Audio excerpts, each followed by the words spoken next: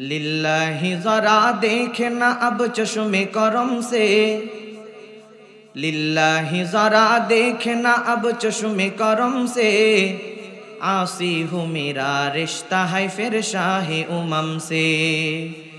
अफसोस के बसरो रहा हो तेरे हरम से, खाली है मेरे हाथ भी दीनार दिरहम से। ऐ बाद सबा सूए मदीना जो गुजर हो, ऐ बाद सबा सूए मदीना जो गुजर हो, कुछ साक़िए कौसर मेरा गम के खबर लो। ऐ तर्क वतन सुन्नत महबूब इलाही, ऐ तर्क वतन सुन्नत महबूब इलाही, यही है नबूवत की सदाकत की गवाही, यही है नबूवत की सदाकत की गवाही। ओ मेरे रब है मेरे सब है मेरे पलने वाला है, ओ मेरे दिल में हिदायत का बाती जलने वाला है, ओ मेरे दिल में हिदायत का बाती जलने वाला है। माँ छाड़ा दुनियाय আপন কেহ আর হয় না কখনো হয় না, সীমাহীন যাতনায় বুক ভরা বেদনায় মার মতো কেউ পাশে রয় না, মার মতো কেউ পাশে রয় না। দুঃখ সুখের অনুভূতিগুলো স্বার্থের রঙে বদলায় প্রতিদিন। মায়ের ভালোবাসা স্নেহ মমতার ভাষা, মায়ের ভালোবাসা স্নেহ মমতার ভাষা বদলায় না তো কোনো দিন।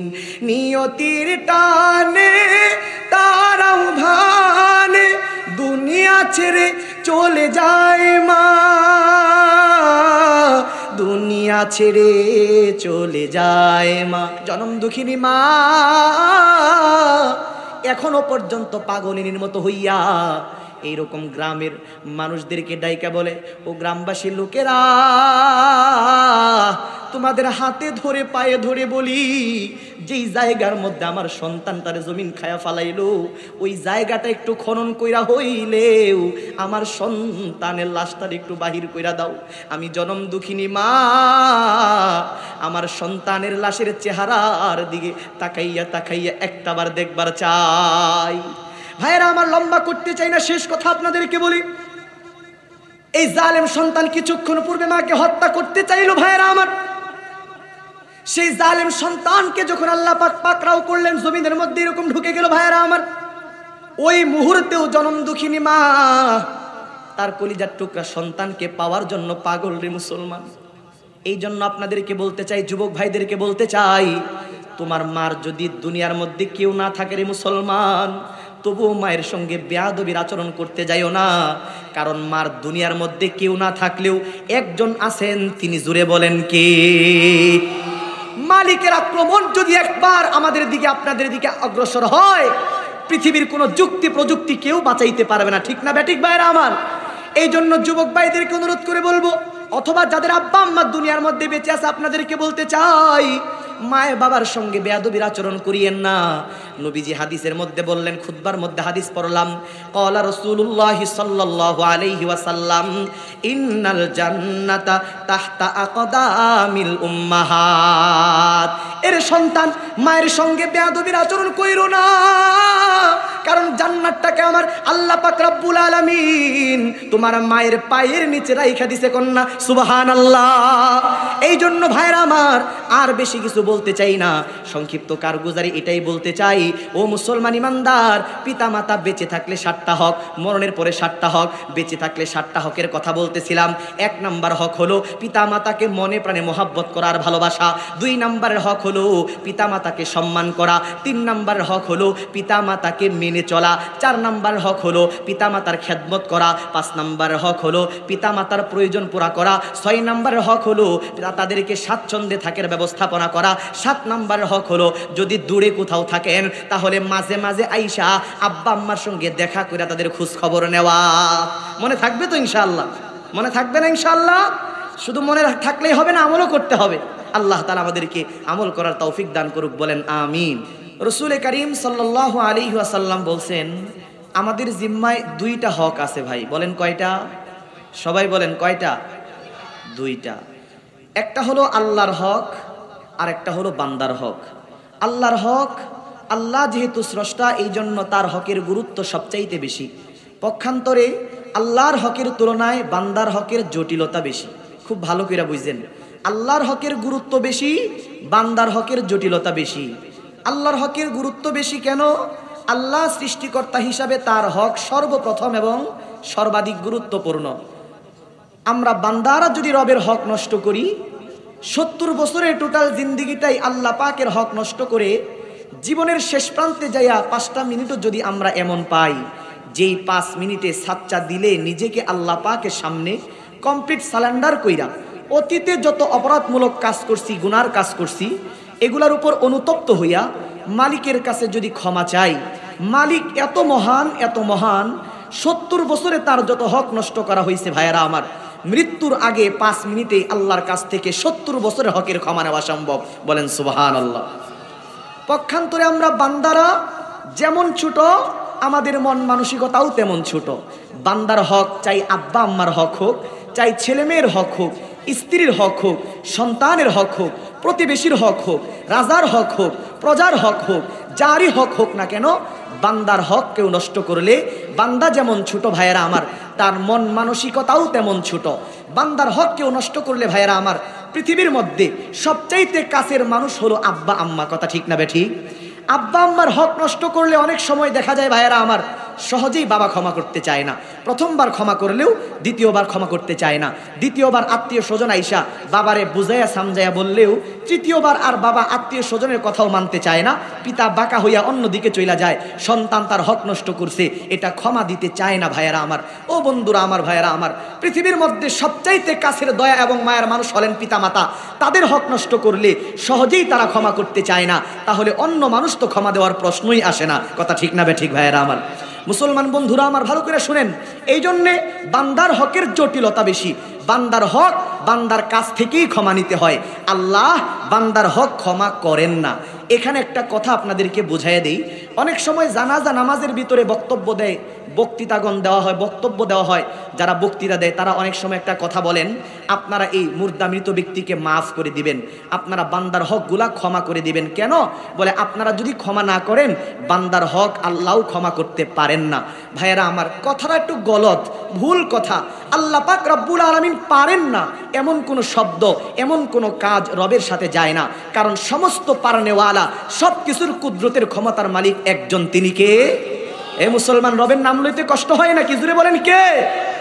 ভাইয়েরা আমার, তাহলে আল্লাহ তাআলা বান্দার হকও ক্ষমা করতে পারেন, কিন্তু বান্দার হক ক্ষমা করেন না। বান্দার হক বান্দার কাছ থেকেই ক্ষমা নিতে হয়। আর এই জন্য বলা হয় বান্দার হকের জটিলতা বেশি। মুহতারাম হাজিরিন, যেহেতু বান্দার হক বান্দার কাছ থেকেই ক্ষমা নিতে হয়, আর বান্দার হক কেউ নষ্ট করলে বান্দা যেমন ছোট, তার মন মানসিকতাও তেমন ছোট হওয়ার কারণে ক্ষমা করতে চায় না। এই জন্যে বান্দার হকের জটিলতা বেশি। ভাইয়েরা আমার, বন্ধুরা আমার, হাদিসে পাকের ভিতরে পয়গম্বর আরবি সাল্লাল্লাহু আলাইহি ওয়াসাল্লাম বলেন, সাহাবায়ে কেরামদেরকে ডাক দেয়া বলো, সাহাবায়ে কেরাম, তোমরা বলতে পারো কি, তোমরা জানো কি, আখিরাতের ময়দানে সবচাইতে হত দরিদ্র অসহায় দুঃখস্থ মানুষ কারা হবে? সাহাবায়ে কেরাম উত্তর করলেন, আল্লাহু ওয়া রাসূলুহু আ'লাম। ওগো পয়গম্বর, আল্লাহ এবং তার রাসূল এই বিষয়টা ভালো জানেন।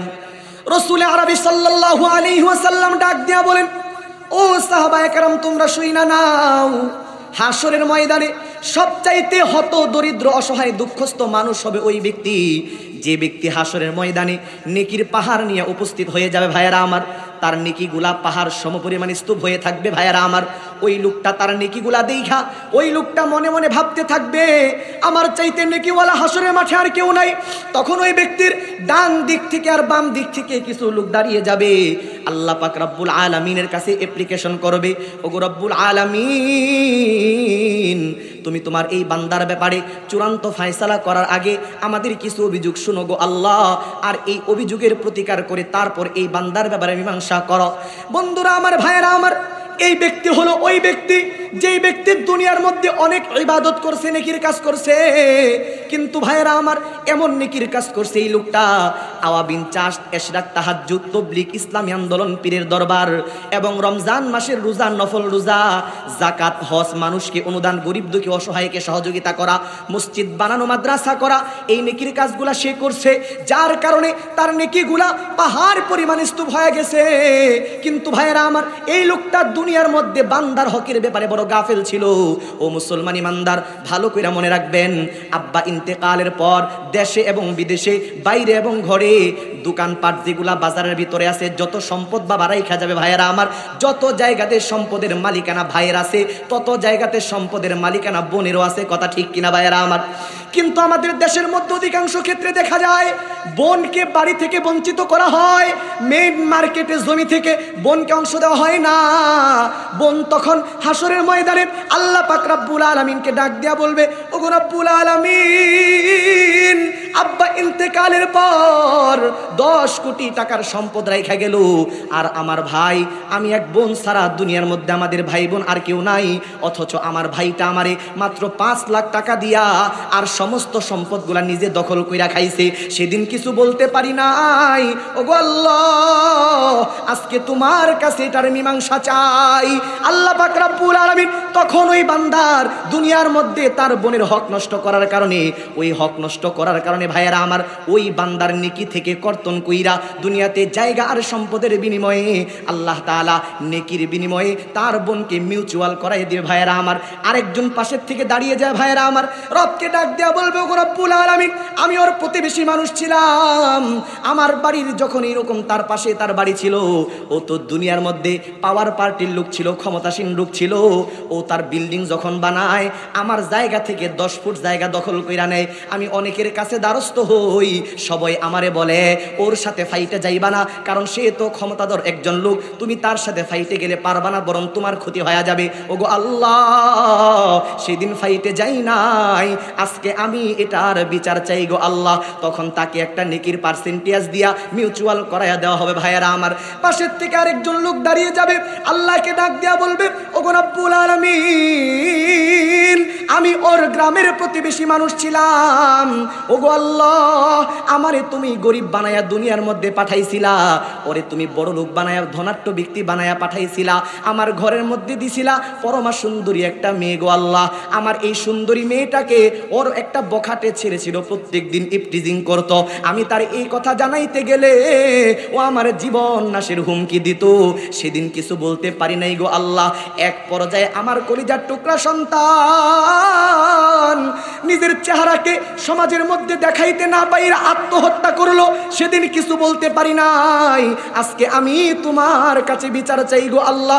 তখন আল্লাহ পাক রব্বুল আলামিন নেকির একটা পার্সেন্টেজ দিয়া ওই মানুষটাকে মিউচুয়াল করায় দিয়ে ভাইয়ারা আমার, এইভাবে একের পর এক বান্দার হক যে নষ্ট করছে ভাইয়ারা আমার, তাদেরকে এই লোকের নেকির অংশ থেকে দিতে দিতে পাহাড় পরিমাণ নেকি ফুরায়া যাবে বন্ধুরা আমার, ভাইয়ারা আমার। এখনো পর্যন্ত সিরিয়াল শেষ হবে না। তখন ওই লোকের তাহাজ্জুদ, আওয়াবিন চাষ, এশরাক, মসজিদ বানানো, মাদ্রাসা করা, গরিব দুঃখী অসহায়কে সহযোগিতা করা, সমস্ত নেকিগুলা মানুষের হক নষ্ট করার কারণে শেষ হয়ে যাবে। এখনো পর্যন্ত সিরিয়াল শেষ হবে না, আরো মানুষগুলা দাঁড়াইয়া অভিযোগ করতেই থাকবে বন্ধুরা আমার। তখন অভিযোগকারীদের গুনাহগুলা এই ব্যক্তির মাথায় চাপাইয়া দিয়া তাদেরকে গুনাহমুক্ত করা হবে। এই মানুষটা যেই পরিমাণে নেকি লইয়া হাসরের ময়দানে হাজির হয়েছিল, ওই পরিমাণে গুনাহ এই ব্যক্তির আমল নামায় জমা হবে। আল্লাহ রাসূল ডাক দিয়া বলেন, ও সাহাবায়ে কেরাম, শুইনা নাও, হাসরের ময়দানে এই ব্যক্তির চাইতে হত দরিদ্র, অসহায়, দুঃখস্থ, কপাল পোড়া দুনিয়ার মধ্যে আর হাসরের ময়দানে আর কেউ হবে না। কি বুঝলেন ভাইরা আমার? বান্দার হক বড় সিরিয়াস কথা, ঠিক না বেঠিক? ঘুমাই গেছেন আপনারা?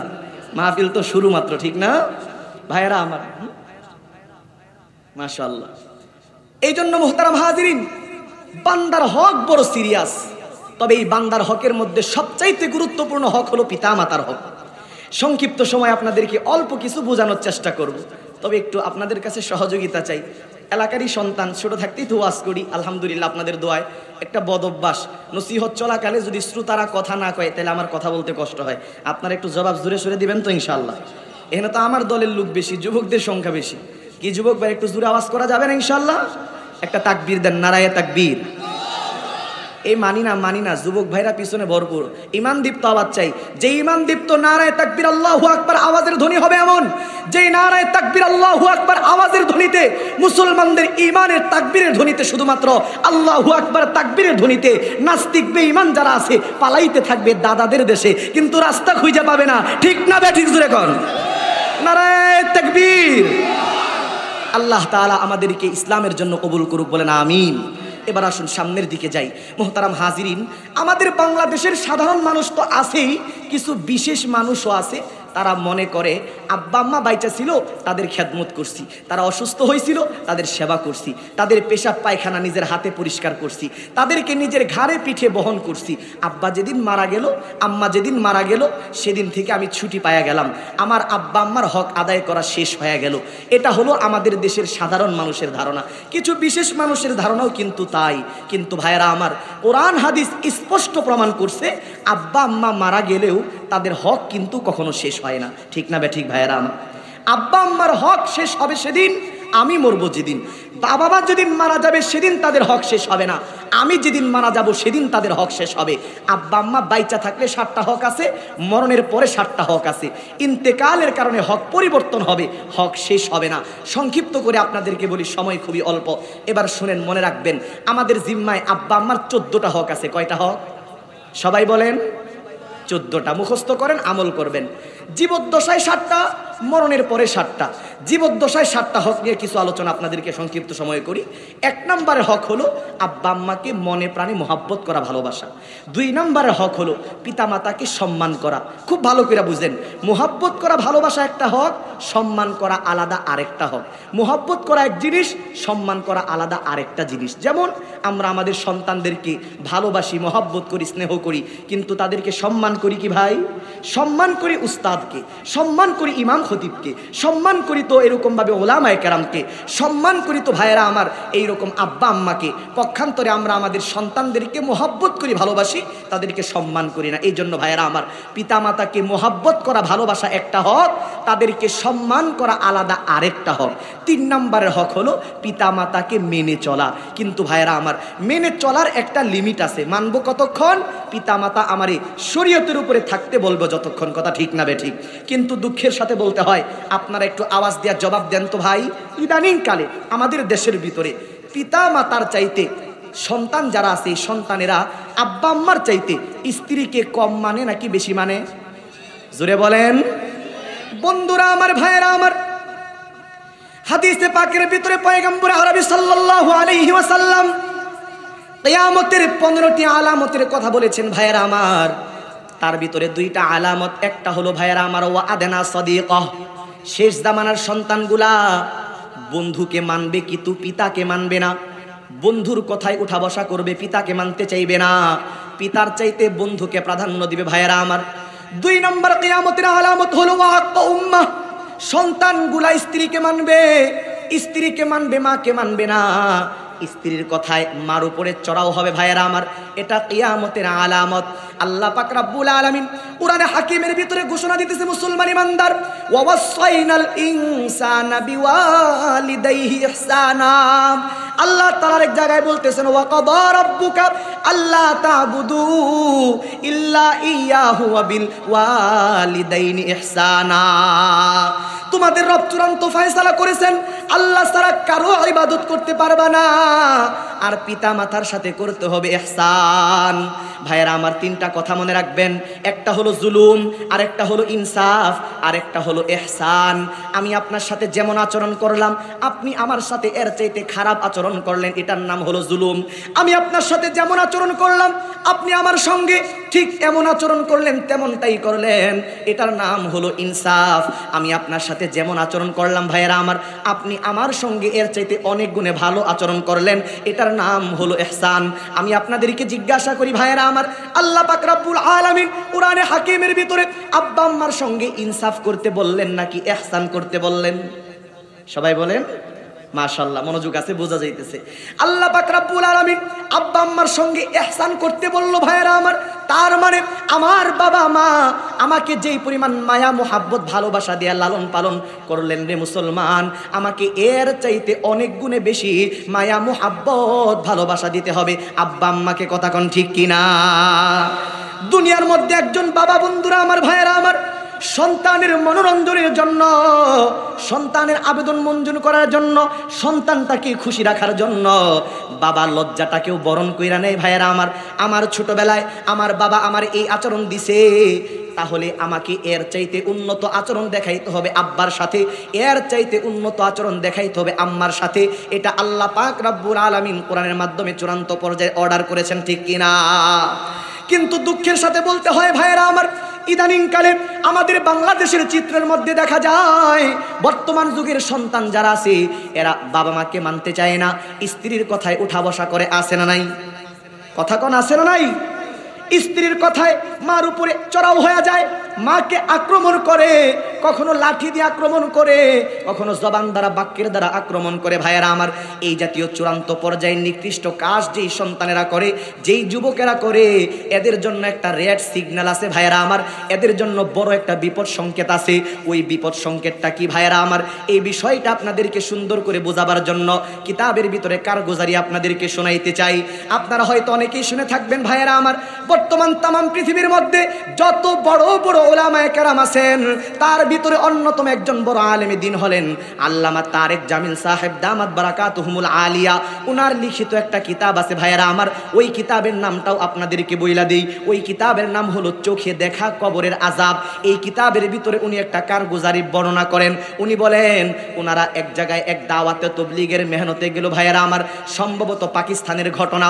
বন্ধুরা আমার, ভাইয়েরা আমার, উনি বলেন, আমরা একবার যাই এক এলাকার ভিতরে দাওয়াত তবলিগের মেহনতে গেলাম। যাওয়ার পর ওই এলাকার ভিতরে একজন মুরব্বী আইসা তাদের এলাকার একটা কারগুজারি আমাদেরকে শোনাইলো। ওই লোকটা আইসা বলতেছে, ওগো হুজুর, আমাদের এলাকার ভিতরে একটা দুর্ঘটনা ঘটে গেল। সেই দুর্ঘটনাটা হলো, আমাদের এলাকার একজন মেয়ে প্রাপ্ত বয়স্ক হওয়ার পর এই মেয়েটা যখন বড় হয়ে গেল, তাকে যখন বিবাহ বন্ধনে আবদ্ধ করে দেওয়া হলো, এই মেয়েটার বিবাহ বন্ধনে আবদ্ধ হওয়ার পর আল্লাহ পাক রব্বুল আলামিন তার স্বামীর ঘরে যাওয়ার পরে আল্লাহ পাক রব্বুল আলামিন তার গর্ভ থেকে একটা পুত্র সন্তান দান করলেন।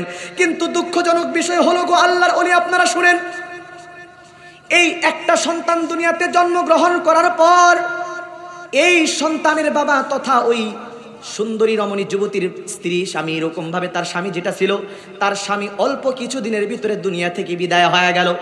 তার স্বামী বিদায় হওয়ার পর মাত্র এক সন্তানের জননী, একদম যুবতী মেয়ে, মেয়েটা মনে মনে চিন্তা করতেছে, এখন যদি আমি কারোর সাথে আবার পুনরায় বিবাহ বন্ধনে আবদ্ধ হই, তাহলে আমার এই ছোট্ট শিশু সন্তানের লাইফটা নষ্ট হয়ে যাবে। কারণ আমি কারোর সাথে বিবাহ বন্ধনে আবদ্ধ হলে সে তো আমার এই বাচ্চাটাকে কখনো মানবে না। আর আমি যদি আমার নিজের জীবনের দিকে না তাকাইয়া আমার সন্তানের লাইফের দিকে তাকাই, তাহলে আমার এইরকমভাবে জীবন যৌবনটাকে, আমার জীবনটাকে কোরবানি করে দিতে হবে। সে কোনটা করবে ভাইয়ারা আমার? মা তো মাই, মার মতো আপন কেউ হয় না। কথা ঠিক কিনা বলেন? মা ভাবতেছে কি করবে, কিন্তু মার মতো আপন দুনিয়ার মধ্যে কেউ নাই। এজন্য আমরা বলি, মা ছাড়া দুনিয়ায় আপন কেহ আর হয় না, কখনো হয় না। হয় না কি ভাই? সীমাহীন যাতনায় বুক ভরা বেদনায় মার মতো কেউ পাশে রয় না, মার মতো কেউ পাশে রয় না। দুঃখ সুখের অনুভূতিগুলো স্বার্থের রঙে বদলায় প্রতিদিন। মায়ের ভালোবাসা স্নেহ মমতার ভাষা, মায়ের ভালোবাসা স্নেহ মমতার ভাষা বদলায় না তো কোনো দিন। নিয়তির টানে তারাও ভানে দুনিয়া ছেড়ে চলে যায় মা, দুনিয়া ছেড়ে চলে যায় মা। এই জন্য ভাইরা আমার, বন্ধুরা আমার, মায়ের মধ্যে দুনিয়ার মধ্যে আপন কেউ নাই। মা চিন্তা করতেছে আমি যদি কারোর সাথে বিবাহ বন্ধনে আবদ্ধ হই, সে তো আমার বাচ্চাকে মেনে নেবে না, সে তো আমার বাচ্চাটারে মাইনে নেবে না। আর আমি যদি এরকমভাবে সন্তানের লাইফের দিকে তাকাই, আমার লাইফটা নষ্ট করতে হবে, সে কোনটা করবে? ভাইয়েরা আমার, আল্লাহ পাক রব্বুল আলামিন মায়ের অন্তরের ভিতরে মালিকের মোহাব্বত আর ভালোবাসার কিছু ঝলক মায়ের অন্তরে ঢুকাই দিয়েছেন মুসলমান। এই জন্যই তো ভাইয়েরা আমার, একজন মা তার সন্তান, রোগাক্রান্ত সন্তানকে নিয়া সারা রাত্র জায়গা জায়গা এই সন্তানের সেবা যত্ন করতে মুসলমান। কখনো মা কিন্তু কষ্ট এবং বিরক্তি বোধ করে না। কথা ঠিক কিনা ভাইয়েরা আমার? মা শেষ পর্যন্ত সিদ্ধান্ত নিল, ভাইয়েরা আমার, আমি আর জীবনে কাউকে বিয়ে করব না, কারণ বিয়ে করতে গেলে আমার সন্তানের লাইফটা নষ্ট হয়ে যাবে। এই জন্য সিদ্ধান্ত নিল জীবনে আমি আর বিয়ে করব না, বিয়ে করব না। বিয়ে জীবনে একবার। আমাদের গ্রামের মানুষদের কিন্তু একটা কথা আছে, জীবনে বিয়ে একবার, কথাটা আছে না নাই? ভাইয়েরা আমার, বন্ধুরা আমার, মা মনে মনে সিদ্ধান্ত নিষেধ দিতেছে, ভাইয়েরা আমার, জীবনে আর বিয়ে করব না। জীবনে বিয়ে তো হয়েছিল, দেখছি নসিবে নাই, আরেকটা বিয়ে করলাম। আমার নসিব যদি এমনটাই হয়, আমি যদি সেই স্বামীটাও যদি আমার মারা যায়, আমি কতগুলা লোকের সঙ্গে বিয়ে করব? না না, আমি আর জীবনে কাউকে বিয়ে করব না। আমি আমার জীবন যৌবন পুরাটাই একমাত্র কলিজার টুকরা সন্তানের জন্য কুরবানি কইরা দিলাম। চোখে দেখা কবর আযাব কিতাবের মধ্যে আল্লামা তারেক জামিল দামাত বারাকাতুহুম আলিয়া বলেন, মা শেষ পর্যন্ত সিদ্ধান্ত নিছে আমি আর জীবনে বিয়ে করব না। বিয়ে করতে গেলে আমার সন্তানের লাইফটা নষ্ট হবে। আমার লাইফে আল্লাহ তাআলা যতটুকু রাখছেন সেটাই হয়েছে।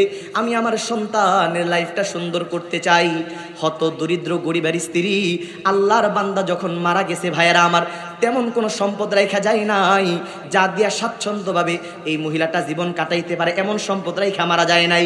একমাত্র সন্তানকে নিয়ে, ভাইয়েরা আমার, মানুষের বাড়ি বাড়ি কাজ কাম কইরা একটু ইনকাম কইরা কইরা একমাত্র সন্তানটারে বড় করাইতে লাগলো।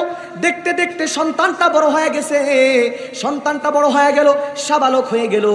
মা এবং সন্তান দুইজন একই সাথে থাকে, ভাইয়েরা আমার, দুইজনে মিলা কাজ টাজ কইরা আল্লাহ পাক রব্বুল আলামিন যতটুকুই দেয় এটা দিয়েই তাদের সংসার চলে। ভাইয়েরা আমার, সকাল থেকে বিকাল পর্যন্ত, বন্ধুরা আমার, এই সন্তানটা কি কাজ করবে?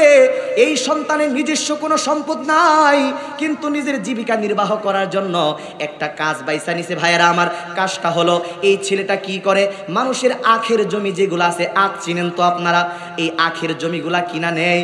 এই জমিগুলা কিনা নেওয়ার পর ওই আখগুলাকে কাইটা পিস পিস কইরা বাজারে বিক্রি কইরা এখান থেকে আল্লাহ পাক রব্বুল আলামিন তাদেরকে যতটুকু দেয় এটা দিয়েই তাদের সংসার চলে। ভাইয়েরা আমার, সকাল থেকে বিকাল পর্যন্ত এই সন্তান বাজারের ভিতরে আখ বিক্রি করার পর বিকাল বেলায় যখন ক্লান্ত দেহ নিয়ে বাড়ির ভিতরে ঢুকে, অধিকাংশ দিন দেখে তার স্ত্রী এবং মায়ের ঝগড়াঝাটি। ভাইয়েরা আমার, এই আল্লাহর বান্দা যুবক সন্তান প্রথম পর্যায়ে দুইজনকে ধমক দিত। ভাইয়েরা আমার, কিছুদিন পর দেখা গেল এখন আর স্ত্রীকে ধমক লাগায় না, শুধুমাত্র মাকেই ধমক লাগায়। এমনটা করতে করতে, ভাইয়েরা আমার, একদিন আল্লাহর বান্দা যুবক বিকাল বেলায় পরিশ্রান্ত দেহ নিয়ে যখন বাড়ির ভিতরে ঢুকছে, বাড়ির ভিতরে ঢুইকা দেখে তার একমাত্র আদরের স্ত্রী বাড়ির মধ্যে নাই। জিজ্ঞেস করলো ছেলে তার মাকে, মাগো তোমার পুত্রবধূ কোথায়? মা তখন ডাক দিয়া বলে, বাবা রে, আমি তোমার স্ত্রীকে কোনো কটু কথা বললাম না, এমনিতেই অভিমান কইরা তোমার স্ত্রী তার বাবার বাসায় চইলা গেল। এই কথাটা শোনার সঙ্গে সঙ্গে, ভাইয়েরা আমার, ছেলের মেজাজ বড় গরম হয়ে গেল। ছেলে আর কোনো কথা না বইলা মার সামনে থেকে জইরা যাইয়া মাকে গালমন্দ কইরা শ্বশুর বাড়িতে চলে গেল। ভাইয়েরা আমার, শ্বশুর বাড়িতে যাওয়ার পর স্ত্রীকে ডাক দিয়া বলে, স্ত্রী রে, কি ব্যাপার, কি হয়েছে? হয়েছে খুইলা বলো। স্ত্রী সত্য মিথ্যা মিশ্রিত কইরা মার বিরুদ্ধে তার সন্তানকে খেপায়া তুলল। ভাইয়েরা আমার, এক পর্যায়ে কিতাবের মধ্যে লেখে স্বামী ডাক দেয়া বলতেছে স্ত্রী রে চলো বাড়িতে চইলা যাই। স্ত্রী কথাটা মানলো ঠিক আছে, কিন্তু একটা শর্ত দিল, আমি তোমার সঙ্গে তোমার ঘর করার জন্য তোমার বাড়িতে যাইতে পারি, কিন্তু তার আগে শর্ত হইল, আমার একটা শর্ত আছে। আমার শর্তটা হইল আমার যে গালমন্দ করছে, আমার যে গালিগালাজ করছে, এই জন্য আমার সামনে পিটাইয়া পিটাইয়া তোমার মায়ের বিচার করতে হবে, তা না হয় আমি তোমার সঙ্গে তোমার বাড়িতে ঘর করার জন্য যাইতে পারবো না। এই জালেম সন্তানটা স্ত্রীর কথাটাকে মাইনা নিল। ভাইয়েরা আমার, এক পর্যায়ে স্ত্রীকে সঙ্গে নিয়ে বাড়িতে চলে গেল। সকাল বেলায় সন্তান তো হয়েছে, এখন যেভাবে রাগান্বিত হয়েছে না জানি আমার শরীর উপর আবার আক্রমণ করে কিনা। ভাইরা আমার, বন্ধুরা আমার, এক পর্যায়ে যেমন কথা তেমন কাজ করা শুরু করে দিল। এই যুবক সন্তান এক দুই কথায় মার উপরে চড়াও হয়ে গেল, রাগান্বিত হয়ে গেল। এক পর্যায়ে বন্ধুরা আমার, ভাইয়েরা আমার, মায়ের বৃদ্ধ হাড্ডির উপরে আঘাত করা শুরু করে দিল। ভাইয়েরা আমার, জনম দুঃখিনী মা জমিনের উপরে গড়ে পড়ে কান্দা ডেকে বলে, বাবা তুই জন্মের পরে যখন কিছুদিন পর তোর বাবা দুনিয়া থেকে বিদায় হয়ে চলে গেল, আমি চিন্তা করলাম আমি যদি আমার জীবন আর যৌবনের দিকে তাকাই, তোর জীবনটা বিপন্ন হয়ে যাবে। তোর ভবিষ্যৎ জীবনটাকে সোনালি করার জন্য রে বাবা আমি আমার জীবনটারে কুরবানি কইরা দিলাম। নিজে না খায়া বাড়িতে কাজ কইরা, মানুষের বাড়িতে কাজ কইরা কইরা তোরে খাওয়াই আমি বড় বানাইলাম। দুনিয়ার কোন দিকে তাকাইলাম না, নিজের জীবনটারই কুরবানি করে দিলাম। আর তুই নাকি এগুলার প্রতিদান আজকে তুই আমার লাঠি দিয়া করলি রে বাবা, কিছু বলবো না। আল্লাহ যেন তোর ইনসাফের বিচার করেন। ভাইরা আমার, বন্ধুরা আমার, সন্তান তো এরকম ভাবে বাড়ি থেকে চলে গেল। জনম দুঃখিনী মা ঘরের কর্নারে বৈশা বৈশা কান্দে, আর অতীতের দৃশ্যগুলা মনে করে রে মুসলমান, যেই সন্তানটার এত কষ্ট কইরা লালন পালন করলাম, আজকে সেই সন্তান আমার হাড্ডির উপরে আঘাত করে। বৃদ্ধা মা শরীরের আঘাত নিয়া ঘরের কর্নারের মধ্যে বৈশা বৈশা চোখের পানি সারে কান্দে, আর অতীতের দৃশ্যগুলা মনে করে। 2-4 দিন পার হওয়ার পর ভাইয়েরা আমার কিতাবের মধ্যে রেখে আবার একদিন সন্তান বাড়িতে আসছে বিকাল বেলায়। বাড়িতে এসে দেখে তার স্ত্রী বাড়িতে নাই। জিজ্ঞাসা করে ছেলে তার মাকে, মাগো আমার স্ত্রী কোথায়? মা তখন থরথর করে ভয়ে কাঁপতে থাকে আর কাঁদতে থাকে, না জানি সন্তান আবার হাড্ডির উপর আবার আক্রমণ করে নাকি। ভাইরা আমার, বন্ধুরা আমার, মা কান্দে ডাক দেয়া বলে, বাবা রে আশেপাশের যত মহিলা আছে এদেরকে তুমি জিগাও, আল্লাহর কসম করে বলি আমি তোমার স্ত্রীকে কোনো কটু কথা বলি নাই। এমনিতেই কেন যে সে চড়াও হতে চাইলো, এক পর্যায়ে আমারে মারার জন্য উদ্যত হয়ে গেল, এরপরও কিছুই বললাম না। কিন্তু এইরকম ভাবে তোমার স্ত্রীর এমন বাজে আচরণগুলা দেখা এলাকার মানুষগুলো এক জায়গায় জমা হওয়ার পর তোমার স্ত্রীকে এলাকার মানুষগুলো একটু বকা দিল, যার কারণে তোমার স্ত্রী তার বাবার বাসায় চলে গেল। আমি একটা শব্দ ব্যবহার করি নাই, কারণ আমি জানি রে বাবা আমি যদি তোর স্ত্রীর বিরুদ্ধে কোনো শব্দ ব্যবহার করি আমার হাড্ডির উপরে আক্রমণ চলে। আমি একটা শব্দ ব্যবহার করি নাই। ভাইরা আমার, এরপরেও জালেম যুবক মার কথা শুই না মাকে বকাঝকা কইরা আবার শ্বশুরালয়ে চলে গেল। ভাইরা আমার, স্ত্রীরে যতই বুঝায় স্ত্রী তার কথা শুনতে রাজি নাই। কিতাবের মধ্যে লিখতেছে ভাইরা আমার, এক পর্যায়ে সন্তান তার মাকে কি এরকম স্ত্রীকে কি করলো ভাইরা আমার, প্রস্তাব জানাইলো, ও স্ত্রী চলো বাড়িতে চলে যাই। স্ত্রী তার কথা মানলো ঠিক, কিন্তু আরেকটা শর্ত লাগাইলো। ডাক দিয়া বলো, ও স্বামী আমি একটা শর্তে তোমার বাড়িতে যাইতে পারি। আমার শর্তটা হলো তোমার মাকে ডাইরেক্ট হত্যা কইরা গুম কইরা ফেলতে হবে, তা না হয় আমি তোমার সংসার করব না। একবার বলবেন নি নাউজুবিল্লাহ। ভাইরা আমার, বন্ধুরা আমার, এক পর্যায়ে এই জালেম সন্তানটা সেই কথাও মাইনা নিল। নাউজুবিল্লাহ কোন। স্ত্রীকে নিয়ে বাড়িতে চলে গেল। ভাইরা আমার, বাড়িতে নিয়ে যাওয়ার পর ঘরের ভিতরে ঢুইকা ডাক দিয়া বলতেছে, স্ত্রী রে তোমার হাতে ধরে পায়ে ধরে বলি, তুমি আমার যে শর্তটা লাগাইছো এই শর্তটা প্রত্যাহার করে নাও। বলে কেন? বলে আমি যদি তোমার শর্ত মাইনা আমার মাকে হত্যা করে ফেলি, এই হত্যাকাণ্ড একদিন জানাজানি হয়ে যাবে, ওপেন হয়ে যাবে। ওপেন হয়ে গেলে তো আমি মার্ডার কেসের আসামি হয়ে যাব, আমাকে জেলখানায় থাকতে হবে। আমি আমার মাকেও হারাইলাম, জেলখানায় যাওয়ার কারণে তোমারেও হারাইয়া ফেললাম, আমার কি লাভটা হবে? এই জালেমা স্ত্রী ডাক দেয়া বলতেছে, ওগো স্বামী শুনো, আমার কাছে এমন বুদ্ধি আছে, এমন চালাকি আছে, তুমি যদি এই বুদ্ধিগুলা মাইনা চলো, আমি যেই কথাগুলা বলবো এগুলা যদি তুমি অনুসরণ করো, তাইলে তোমার কোনো ক্ষতি হবে না, একদম খুনের দায় থেকে মুক্তি পাওয়া যাইবা। সন্তান ডাক দেয়া বলে, স্ত্রীর কি বুদ্ধি আমারে খুইলা বলো। স্ত্রী ডাক দেয়া বলতেছো, গো স্বামী, তুমি তো প্রত্যেক দিন এইরকম ভাবে শেষ রাত্রের দিকে ঘুম থেকে ওইটা আখ ক্ষেতের দিকে যাও আখ কাটার জন্য। আজকে তুমি একটা কাজ করবা, বিকাল বেলায় যখন বাজার থেকে বাড়িতে ফিরবা, তখন তুমি তোমার মায়ের জন্য 2টা মাত্র কমলা নিয়ে আসবা। মায়ের ঘরের দরজার সামনে দাঁড়াইয়া তুমি তোমার মধুর কণ্ঠে ডাকতে থাকবা, মা মা কইরা ডাকতে থাকবা, ওগো মা ঘরের দরজা খুলো, মা ঘরের দরজা খোলো। মা হয়তো তোমার কণ্ঠের আওয়াজে ভয় পাইয়া যাইব, তুমি তারে অভয় দিয়া ডাক দিয়া বলবা, মারে ঘরের দরজাটা খুলো। মা যখন ঘরের দরজাটা খুলবে, তুমি ঘরের ভিতরে 2টা মাত্র কমলা হাতের মধ্যে নিয়ে ঢুকবা, মায়ের মাথার উপরে পিঠের উপরে হাত বুলাইয়া মাকে ডাইকা ডাইকা এই কথাগুলা বলবা, ওগো মা আমি বুঝতে পারি নাই, তাই তো তোমারে গালমন্দ করছি, তোমারে মারছি। মাগো তুমি যেই পরিমাণে মেহনত কইরা, যেই পরিমাণে কষ্ট কইরা না খায়া খায়া আমারে বড় করাইছো, তাতে তোমার এই বৃদ্ধাজনিত বয়সে, এই বার্ধক্যজনিত বয়সে তোমার অসুস্থতার মাঝে কিছু এক্সেস খাবার দাবার দরকার। কিন্তু মাগো আমি তো তেমন কোনো ইনকাম করতে পারি না, আজকে একটু লাভ হয়েছিল তাই তো তোমার জন্য 2টা মাত্র কমলা নিয়ে আসছি। মা ওগো মা আমি কমলাগুলা সিলাইয়া দিই, তুমি একটু খাও, তাতে আমার বড় ভালো লাগবে। স্ত্রী এগুলা কথা বুঝায় বুঝায় স্বামীরে পরামর্শ দেয়। ডাক দেয়া বলতেছে, গো স্বামী শুনো, এতটুকু সুন্দর আচরণ দেখাইলে তোমার মা মুহূর্তের ভিতরে পরিবর্তন হয়ে যাবে। এরপরে তুমি তোমার মাকে ডাক দিয়া বলবা, মা গো বর্তমানে তো বাজারের ভিতরে আখের ব্যবসার বড় টান, কিন্তু আমি একা একা ফজরের টাইমে আখ ক্ষেতের ভিতরে যাই আখ কাটার কাজগুলা করতে পারি না, এরপরে বড় বোঝা একা একা মাথার ভিতরে বহন করতে পারি না। সেই ক্ষেত্রে মাগো তুমি যদি আমারে একটু সহযোগিতা করার জন্য শেষ রাত্রিকালীন সময়ে ঘুম থেকে উঠা আমার সঙ্গে আখ খেতে যাও, এরপরে আমি আখ কাটার কাজ করলাম, তুমি পরিষ্কার করার কাজ করলা, এরপর বড় একটা বোঝা বানাইলাম, এই বোঝাটারে তুমি একটু সহযোগিতা কইরা আমার মাথার উপর উঠাইয়া দিলা, তাহলে প্রত্যেক দিন কিছু লাভ হইলে তোমার জন্য কিছু ফল ফ্রুট আনতে পারবো। মাগো স্ত্রী ডাক দেয়া বলে, ওগো স্বামী তোমার মা তোমার এই প্রস্তাবে 100% রাজি হয়ে যাবে। এরপরে রাত্রিকালীন সময়ে যখন এইরকম ভাবে শেষ রাত্রের দিকে তোমার মা তোমার সঙ্গে যখন আখ ক্ষেতের ভিতরে যাবে, চতুর্দিকে অন্ধকার, কোনো মানুষ নাই, যেই মুহূর্তের ভিতরে তোমার মা আখগুলি পরিষ্কার করার জন্য একটা আখ নেওয়ার পর আরেকটা নেওয়ার জন্য যখন উপর হবে, সেই মুহূর্তের ভিতরে তুমি একদম সুবিধা মোতাবেক জুড়ে সুরে কোদাল দিয়া কূপ দিয়া তুমি তোমার মাকে দ্বিখণ্ডিত করে দেবা, কন্যা আউযুবিল্লাহ। এরপরে গর্ত খনন কইরা খুব দ্রুত গতিতে সেখানে দাফন কার্য কইরা দিবা। এলাকার মানুষগুলা যখন তো তার খোঁজ খবর নিবে, আর কে খোঁজ নিবে? দুনিয়ার ভিতরে তোমার মায়ের আপন বলতে তুমি ছাড়া আর কেউ নাই। এরপরে 2-4 দিন পার হওয়ার পরে এলাকার মানুষ যখন আমারে জিজ্ঞাসা করবে তোমার শাশুড়ি কোথায়, তখন আমি বলবো, আপনারা তো জানেন আমার শাশুড়ি ভালো না, প্রতিদিন আমার সঙ্গে ঝগড়া করে, 2 দিন আগে ঝগড়া কইরা কই যেন চলে গেছে, এখন তার আর কোনো সন্ধান পাওয়া যায় না।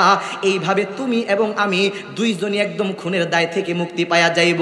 ভাইয়েরা আমার, বন্ধুরা আমার, এই জালেমা স্ত্রীর কথা শুনে সন্তান সিদ্ধান্ত গ্রহণ করলো। সন্ধ্যাবেলায় স্ত্রীর কথা মতো 2টা কমলা নিয়া এই সন্তান মায়ের ঘরের দরজার সামনে দাঁড়াইয়া মধুর কণ্ঠে ডাকতে লাগলো, গো মা ঘরের দরজাটা খুলো, মা ঘরের দরজাটা খুলো।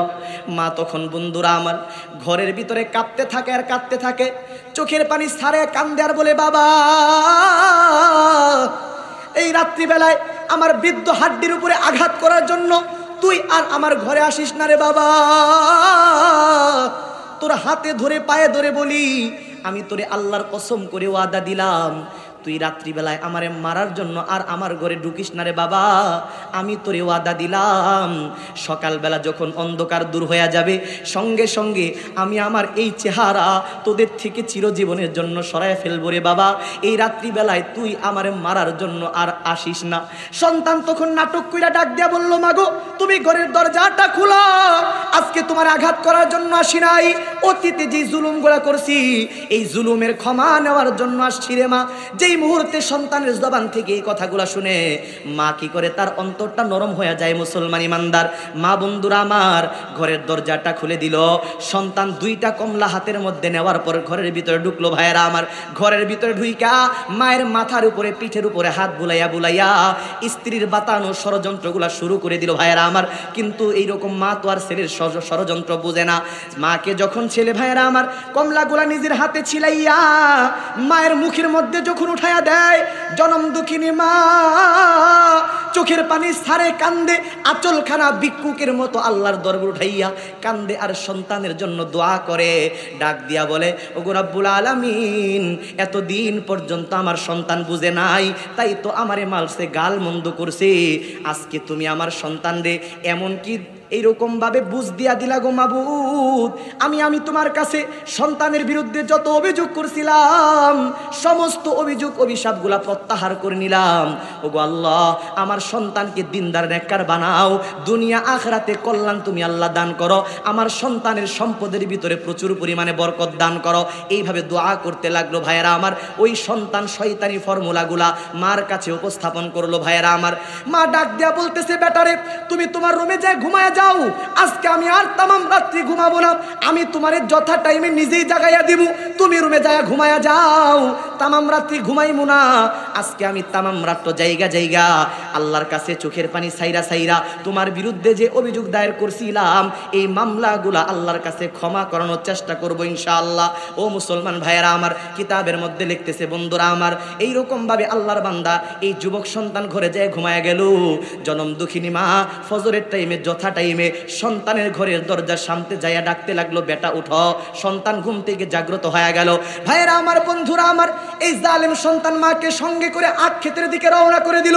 চতুর্দিকে অন্ধকার, কোনো মানুষ নাই, মা এবং সন্তান ছাড়া।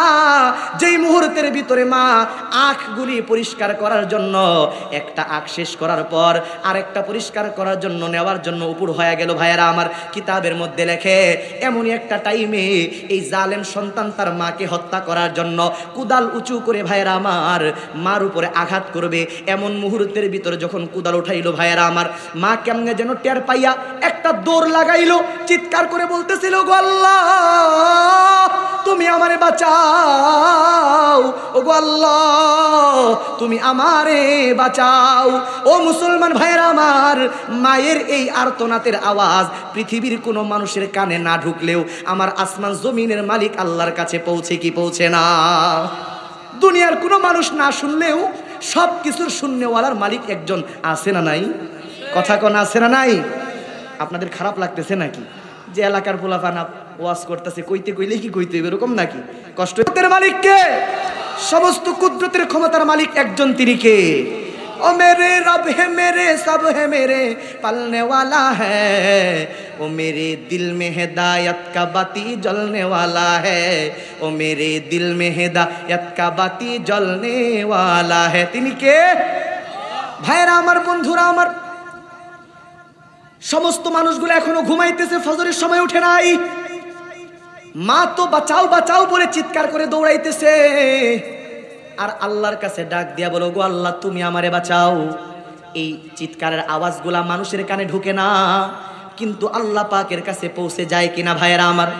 কোরআনে কারিমে আল্লাহ বলেন, আল্লাহু লা ইলাহা ইল্লা হুয়াল হাইয়ুল কাইয়্যুম লা তাখুযুহু সিনাতু ওয়ালা নাওম। রব যেন দুনিয়ার মানুষদেরকে ডাইকা বলেন, দুনিয়ার মানুষ তোমরা শুনো, তোমরা দুনিয়ার মধ্যে আরাম কইরা ঘুমায়া যাও, কিন্তু আমি আল্লাহ একটা মুহূর্তের জন্য ঘুমাই না। ও বান্দারে, কেন ঘুমাই না? আমি রব যদি ঘুমায়া যাই, দুনিয়ার কোনো বান্দা বান্দি যদি ওই মুহূর্তের ভিতরে মুসিবতের মধ্যে পইরা যায়, মুসিবতে পইরা যদি আমি রবকে ডাকে, আমি রব ছাড়া দ্বিতীয় কোনো রব নাই, আমি আল্লাহকে যদি বিপদের মধ্যে পইরা ডাকা ডাকি করে, ওই মুহূর্তের ভিতরে ওরে বিপদ থেকে কে বাঁচাইব, কে তার বিপদ থেকে উদ্ধার করব। এই জন্য বান্দারে শোনো, দুনিয়ার এইরকম ভাবে তোমরা ঘুমায়া যাও, কিন্তু আমি রব কিন্তু একটা মুহূর্তের জন্য তোমাদের হেফাজতের জন্য ঘুমাই না। ও ভাইয়েরা আমার, বন্ধুরা আমার, যেই রব্বে কাবা আমার আপনার হেফাজতের জন্য তামাম রাত্র জায়গা রইল রে মুসলমান। এই মুসলমানেরা একটু দিল থেকে বলেন না, এটা কি আমার আল্লাহর দয়া না? এটা কি আমার আল্লাহর মায়া না? এটা কি আমার আল্লাহর মহিমা না?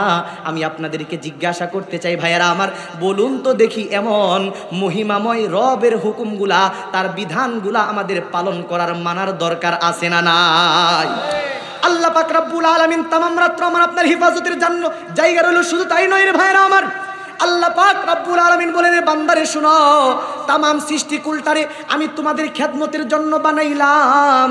হুয়াল্লাযী খলাকালাকুম মা ফিল আরদি জামিআ, তিনি ওই সত্তা যিনি তোমাদের কল্যাণের জমিনে সবকিছু বানাইল রে মুসলমান। আসমান, জমিন, গ্রহ, নক্ষত্র, গ্যালাক্সি, তারকা, জমিনের ভিতরে, জমিনের অভ্যন্তরে যা কিছু আছে, আল্লাহ বলেন আমি তোমাদের খেদমতের জন্য বানাইলাম। শুধু তাই নয়, আল্লাহ তাআলা বলতেছেন ফাআখরাজনা বিহি মিন নাবাতিন শাত্তা কুলু ওয়ারাউ আনআমাকুম।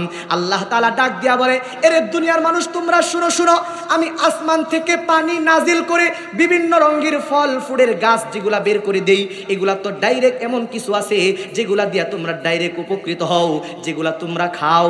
আর এমন কিছু আছে যেগুলা তোমরা খাও না, কিন্তু তোমরা তোমাদের ওই পশুদেরকে খাওয়াও যেই পশুদেরকে তোমরা খাও। ওয়ারাউ আনআমাকুম, তোমরা তোমাদের পশুদেরকে সেইখানে চড়াও, ওই ঘাসগুলা থেকে তাদের বডি মোটা তাজা হয়, এরপরে তোমরা এটাকে জবাই করে ভক্ষণ করো। তাহলে কি বোঝা গেল ভাইয়েরা আমার, সমস্ত সৃষ্টি জগৎগুলাকে আল্লাহ তাআলা আমাদের কল্যাণে বানাইলেন, ঠিক না বেঠিক ভাইয়েরা আমার? শুধু তাই নয়, আল্লাহ তাআলা ডাক দিয়া বলেন সুবহানাল্লাযী সাখখারা লানা হাযা ওয়া মা কুন্না লাহু মুকরিনিনা ওয়া ইন্না ইলা রাব্বিনা লামুনকালিবুন। আল্লাহ বলেন তোমাদের কল্যাণে বানাইলাম, শুধু তাই নয়, বরং তামাম সৃষ্টি জগৎটাকে তোমাদের জন্য অধীনস্থ বানাইয়া দিলাম। সুবহানাল্লাহ কইবেন না আপনারা? ভাইয়েরা আমার, বন্ধুরা আমার, শুধু তাই নয়, আল্লাহ পাক রব্বুল আলামিন ডাক দিয়া বলতেছে, রে মানুষ শুনো, আল্লাহ তাআলা সূর্য বানাইলো। সূর্য কেমন রূপ দিয়া বানাইলো রে মুসলমান? যেই সূর্যের আলোর দ্বারা তামাম দুনিয়া আলোকিত হয়। আল্লাহ পাক রব্বুল আলামিন চন্দ্র তৈরি করলো। ভাইয়েরা আমার, চন্দ্রকে এমন রূপ দিয়া বানাইলো, চন্দ্রের আলোর দ্বারা তামাম দুনিয়া আলোকিত হয়, ঠিক না বেঠিক ভাইয়েরা আমার? আল্লাহ তাআলা নক্ষত্র তৈরি করলো রে মুসলমান, এই নক্ষত্রের আলোর দ্বারা আসমান সুশোভিত হয়। আল্লাহ তাআলা আমাকে আপনাকে বানানোর পর এমন কোন আলো দিছে নাকি ভাইয়েরা? হয় আল্লাহ পাক রব্বুল আলামিন চন্দ্র তৈরি করলো, চন্দ্রের আলো দ্বারা তামাম দুনিয়া আলোকিত হইল। ভাইয়েরা আমার, রব্বে কাবা নক্ষত্র তৈরি করলেন, নক্ষত্রের আলো দ্বারা আসমান সুশোভিত হয়। কিন্তু এগুলাকে বানানোর পর এগুলাকে সবচাইতে উন্নত বানানো হয়েছে, সুন্দর কইরা বানাইছেন, এমন কোন ঘোষণা আল্লাহ দিল না রে ভাইয়েরা আমার।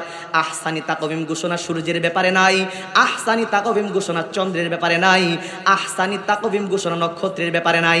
আল্লাহ পাক রব্বুল আলামিন সবচাইতে সুন্দর চেহারার ঘোষণা দিল রে মুসলমান, আমার আপনার মতো নাপাক পানি দিয়ে তৈরি করা প্রাণীর ব্যাপারে। জোরে বলেন সুবহানাল্লাহ। ভাইয়েরা আমার, বন্ধুরা আমার, রব্বুল আলামিন তামাম দুনিয়া তো কিছু করলেন, আমাদের জন্য বানাইলেন, এত কিছু করলো রে ভাইয়েরা আমার। এবার বলুন তো দেখি, এমন মহিমাময় রবের বিধানগুলা, তার হুকুমগুলা মানার দরকার আছে না নাই? সেই রবের হুকুম যদি পালন করতে হয় রে মুসলমান ভাইয়েরা আমার, তাহলে আজকের পৃথিবীতে আমরা মুসলমানেরা আল্লাহ পাকের হুকুমগুলা লঙ্ঘন করার প্রতিযোগিতায় মাইতে উঠলাম কেন, ঠিক কিনা ভাইয়েরা আমার? আজকের মানুষেরা প্রতিযোগিতা করে কে কার চাইতে বেশি গুনাহ করতে পারবে, ঠিক কিনা বলেন? আছে না? আছে না? সেই রব্বে কারিমের বিধান যদি পালন করতে হয় ভাইয়েরা আমার, তাহলে রব্বে কারিমের বিধান অনুযায়ী জুহুরের সময় রব মুয়াজ্জিন দিয়া ডাকায়, রবের ডাকে সাড়া না দিয়া মুরব্বীরা ক্ষেতের মধ্যে কাজের মধ্যে লাইগা থাকেন কোন কারণে? আসরের সময় রবের ডাকে সাড়া না দিয়া কেশরগঞ্জ বাজারের ভিতরে দৌড়াইয়া যাইয়া বাজার ঘাট করেন, রবের ডাকে সাড়া দেন না, চায়ের দোকানে বৈশা বৈশা আড্ডা দিয়া কাটাইয়া দেন কোন কারণে? মাগরিবের সময়ও সেই আড্ডা দিয়া কাটাইয়া দেই, ইশারের সময় রবের ডাকে সাড়া না দিয়া বাড়িতে যাইয়া খাবার দাবার করে ঘুমায়া যান কোন কারণে?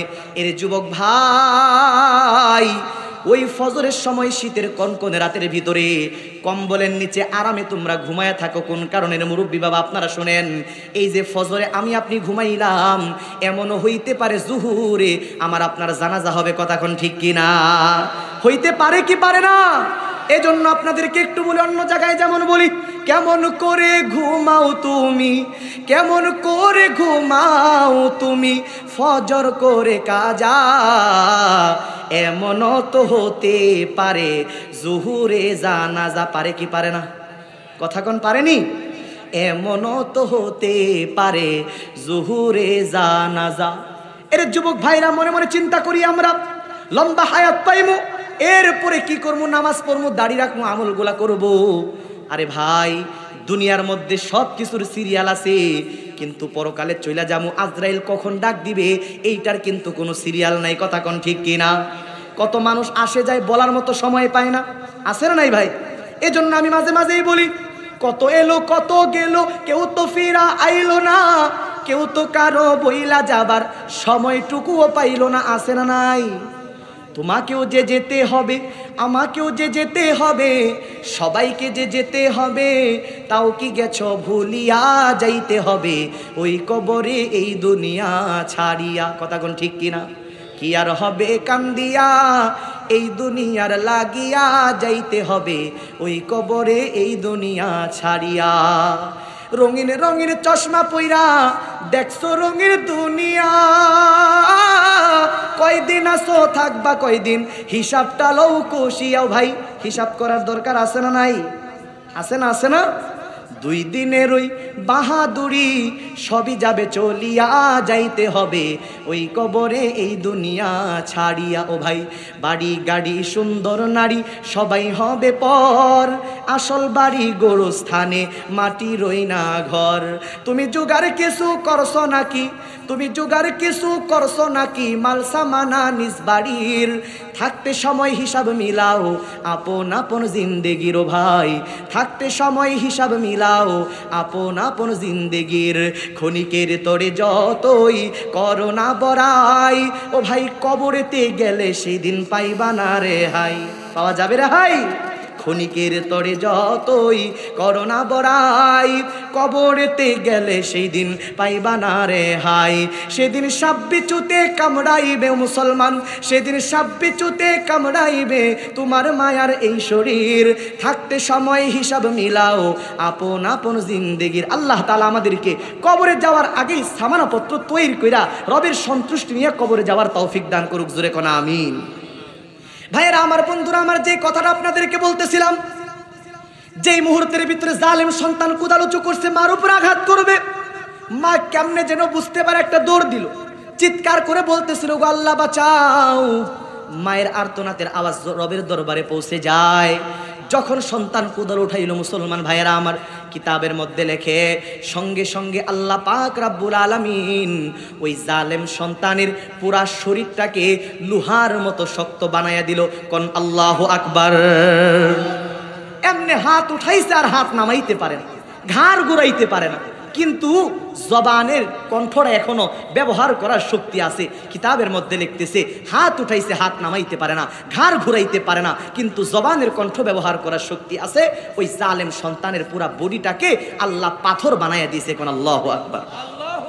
ভাইয়েরা আমার, বন্ধুরা আমার, মা তো বাঁচাও বাঁচাও বলে চিৎকার করে দৌড়াইতেছে। বৃদ্ধা মা, দৌড়ের স্পিরিট বার কত হবে ঠিক না ভাই? বেশি দূর যাইতে পারে নাই।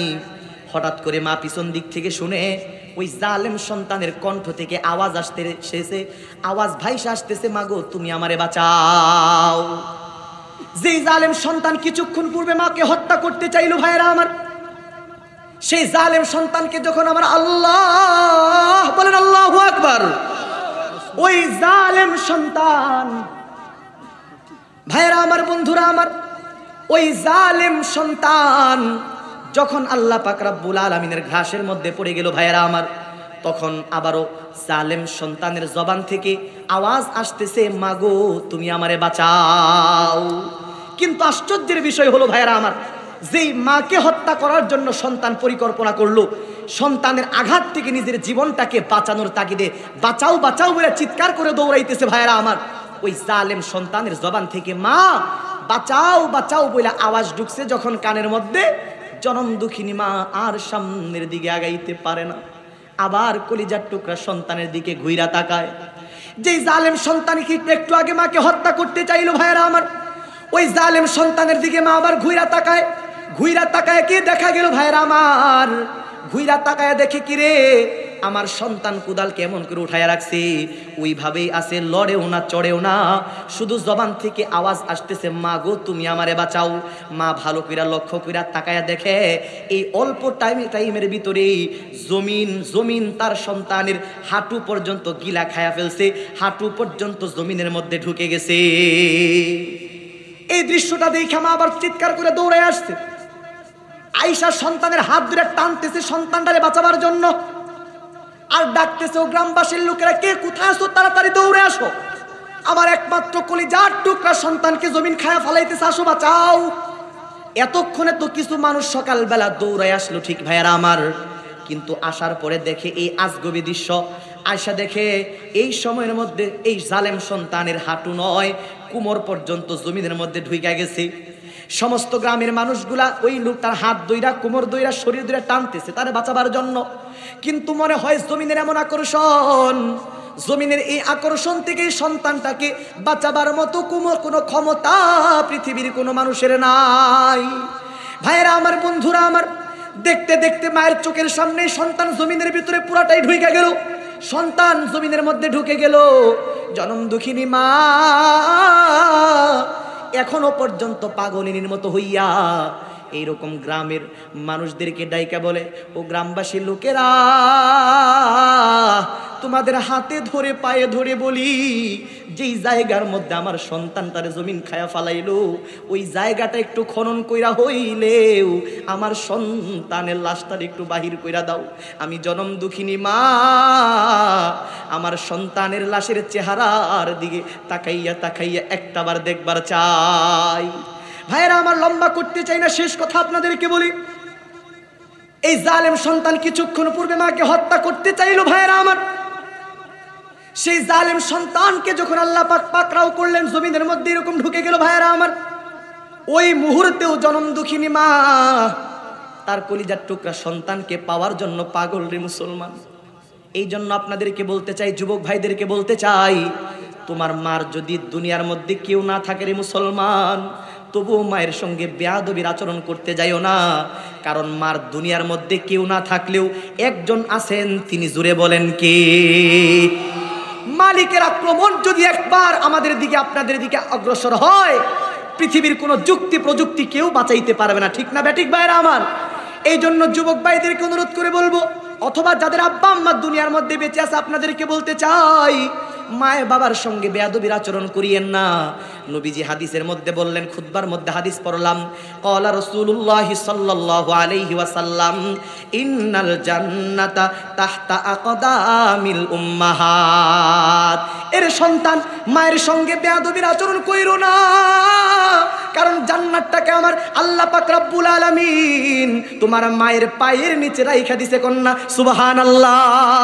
এই জন্য ভাইরা আমার, আর বেশি কিছু বলতে চাই না, সংক্ষিপ্ত কারগুজারি এটাই বলতে চাই, ও মুসলমান ইমানদার, পিতা মাতা বেঁচে থাকলে 7টা হক, মরণের পরে 7টা হক। বেঁচে থাকলে 7টা হকের কথা বলতেছিলাম।